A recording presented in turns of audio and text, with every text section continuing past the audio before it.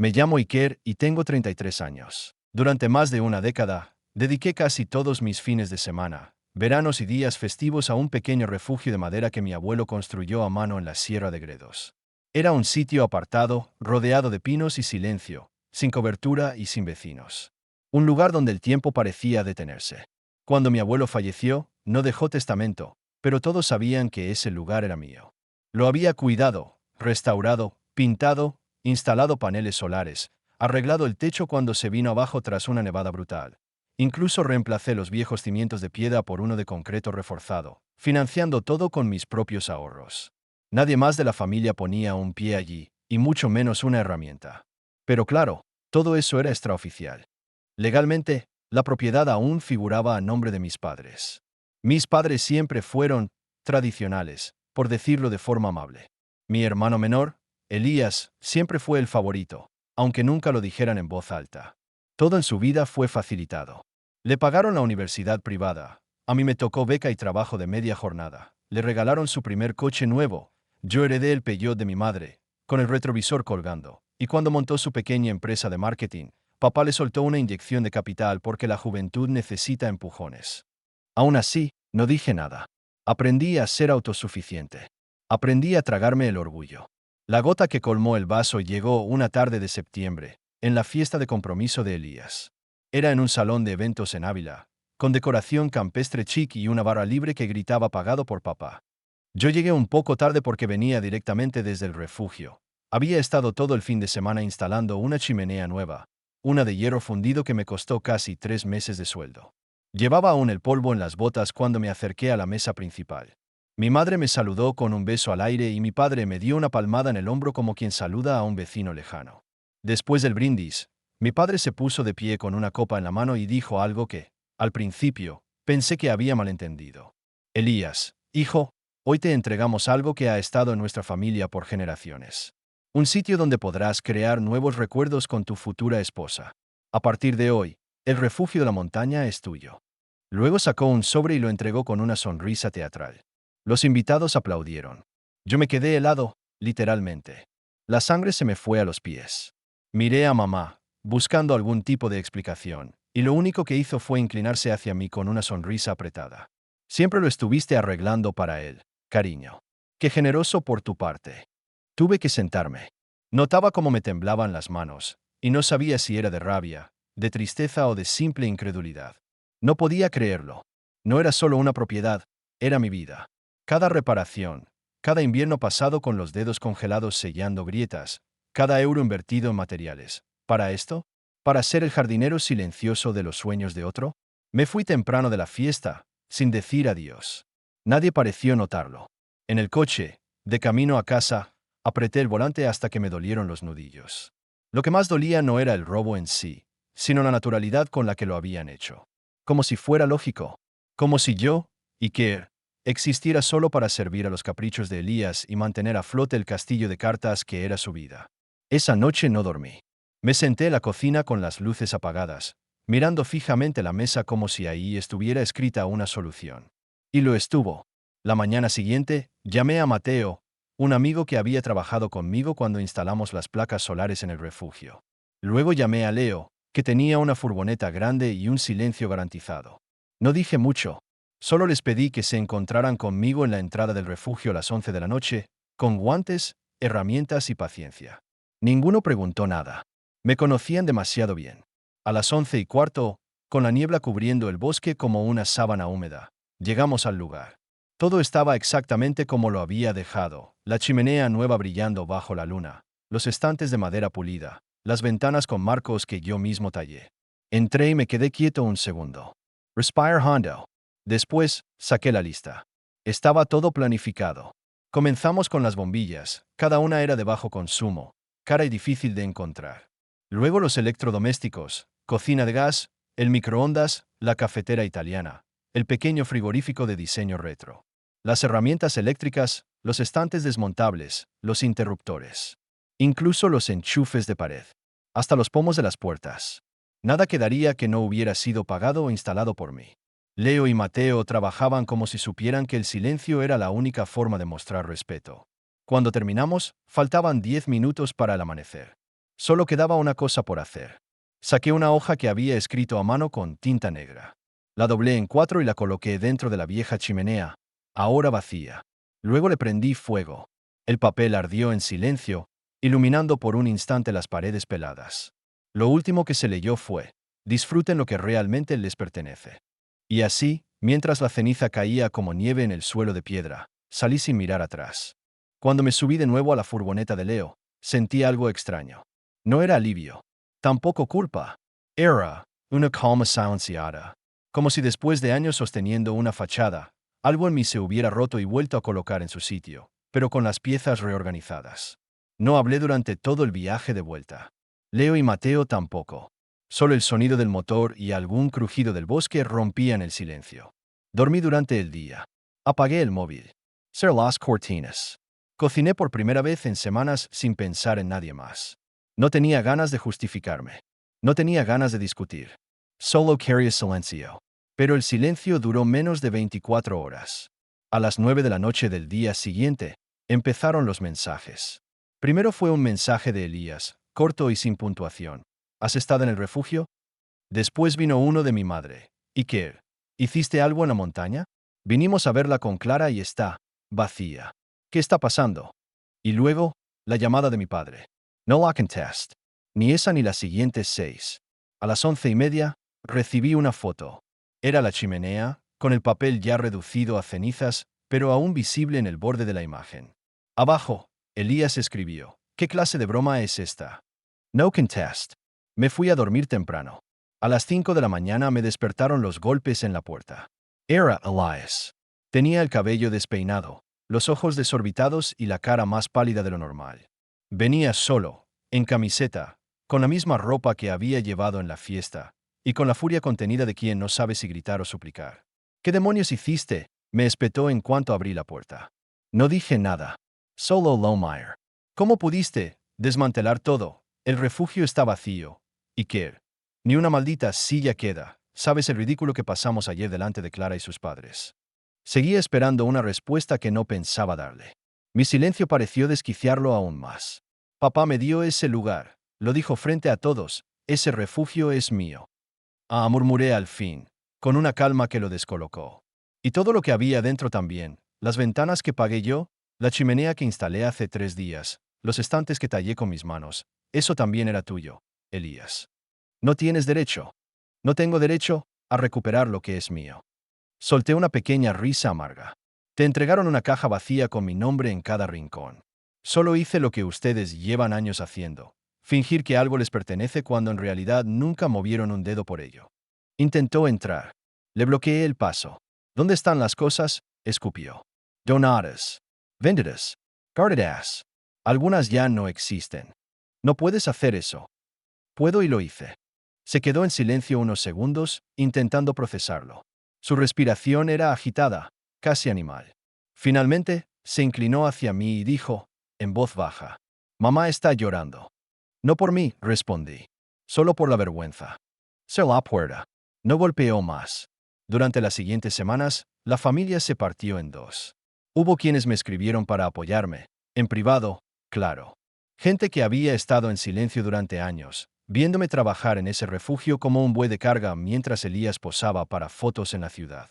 Mi tía Isa incluso me mandó una botella de vino con una nota. Por fin alguien hizo lo que todos pensábamos. Pero mis padres, ellos no cambiaron. Mi madre me llamó una semana después, más calmada. Intentó usar el tono dulce, casi maternal. Me preguntó si podíamos hablar en familia, como adultos. Dijo que quizás todo fue un malentendido, que lo importante era no dañar los vínculos. Yo escuché en silencio. Luego le dije que los vínculos se dañaron el día que decidieron que mi trabajo era una inversión para otro. Papá nunca llamó. Elías me bloqueó en todo. No volví a ver el refugio durante meses. No me atrevía.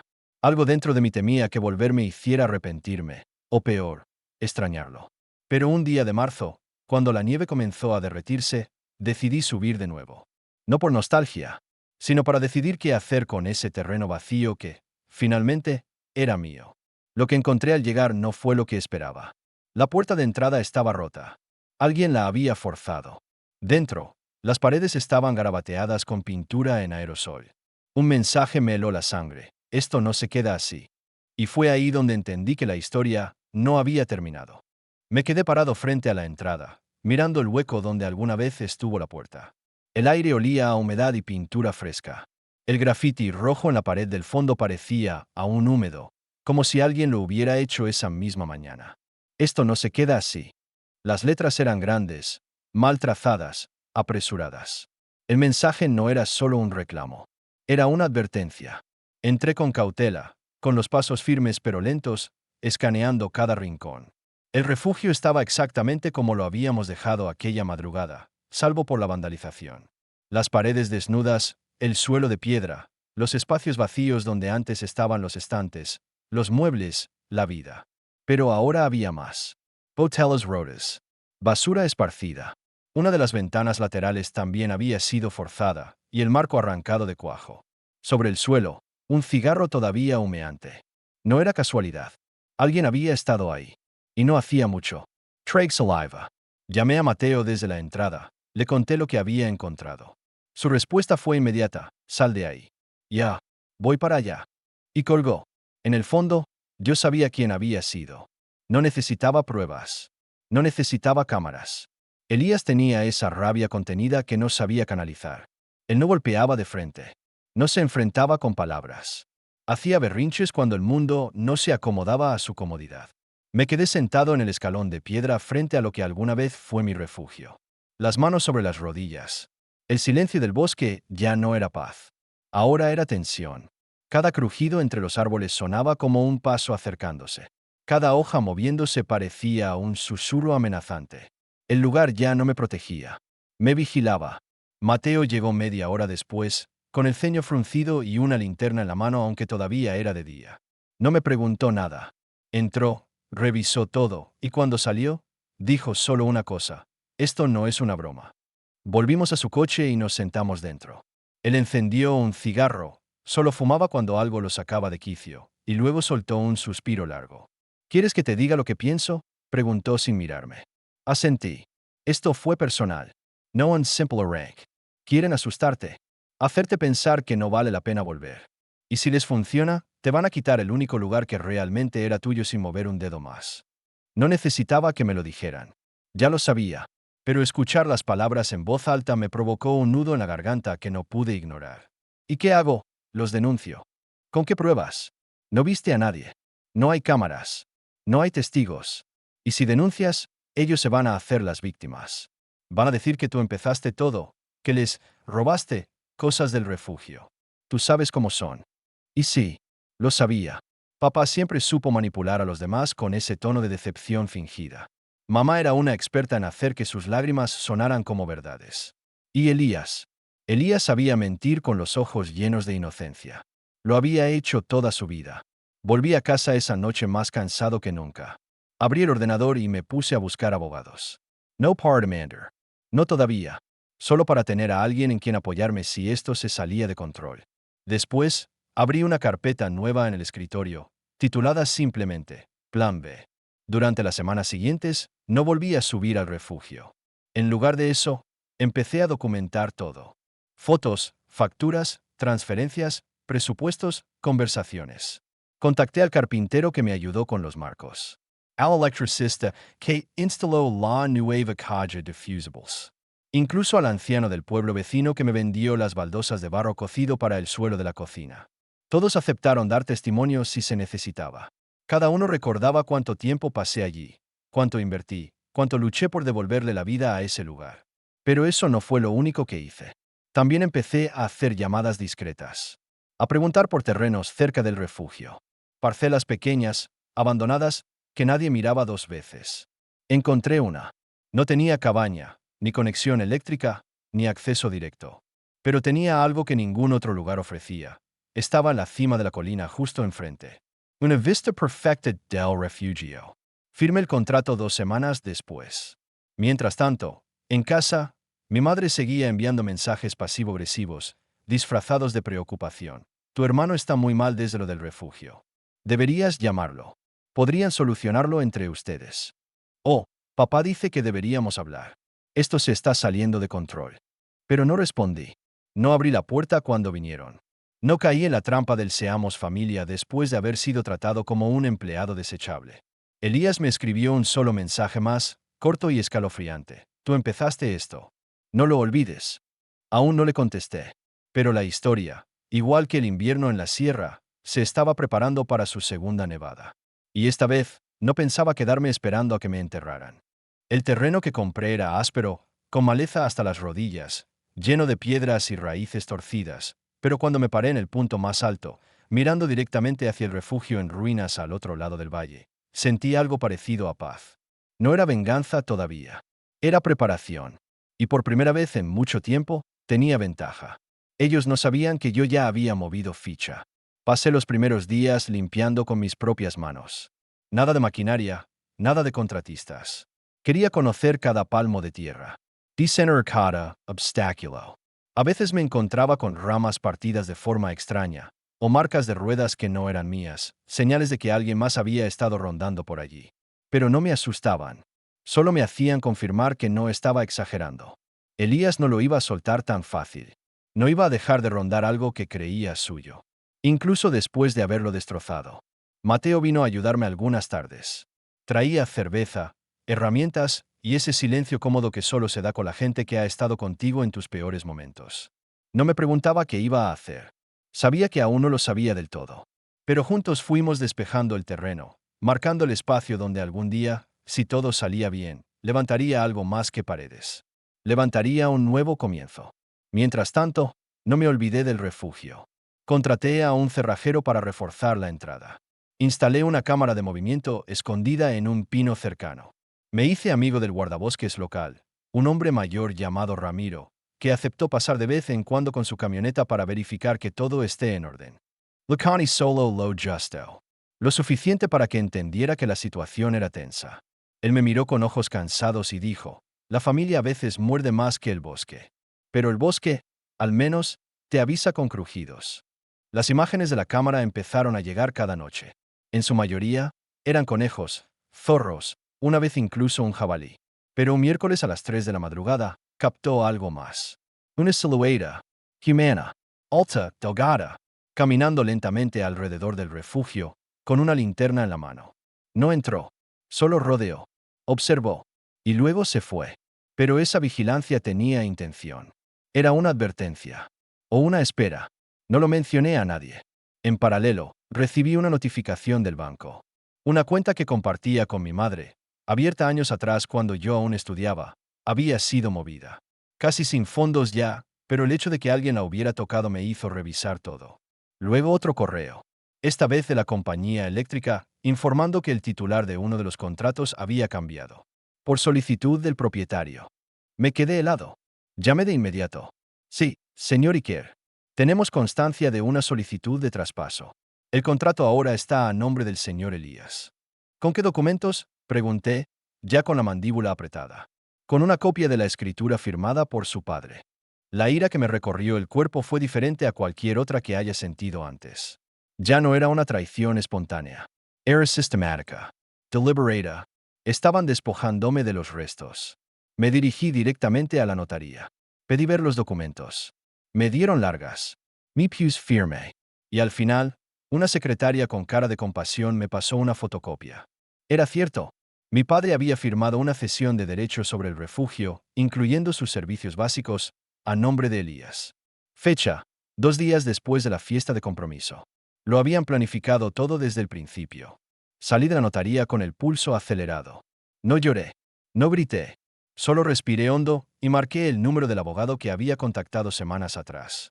Me dio cita para esa misma tarde. Al llegar, le puse toda la documentación sobre la mesa: fotos, recibos, testimonios, el vídeo del allanamiento, el contrato falso. El abogado, un tipo flaco de unos 50 años con voz pausada, revisó todo sin decir palabra. Cuando terminó, levantó la vista y dijo, esto es más que una disputa familiar. Aquí hay fraude, usurpación de propiedad y probablemente coacción. Pero necesitas decidir una cosa antes de seguir. ¿Qué cosa? ¿Estás dispuesto a llevar esto hasta el final, aun si eso significa destruir la relación con tus padres y tu hermano por completo? Lo pensé durante un largo minuto. Miré mis propias manos sobre la mesa, manchadas aún de tierra del terreno nuevo.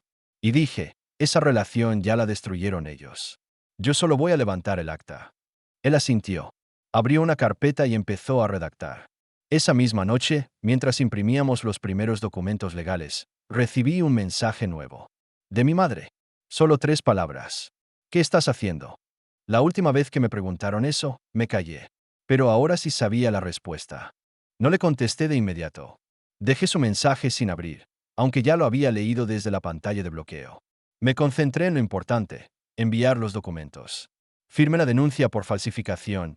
Inicié el proceso legal para demostrar la posesión efectiva del refugio durante los últimos 10 años, y solicité una medida cautelar para impedir que cualquier miembro de mi familia realizara movimientos legales sobre la propiedad hasta que se resolviera todo. El abogado, que se llamaba Julián, me advirtió que esto no iba a ser rápido. Podía llevar meses, tal vez más de un año. Pero también me dijo algo que no esperaba. Tienes todo a tu favor, Iker. No te derrumbes ahora. Ellos contaban con tu silencio, no con tu preparación.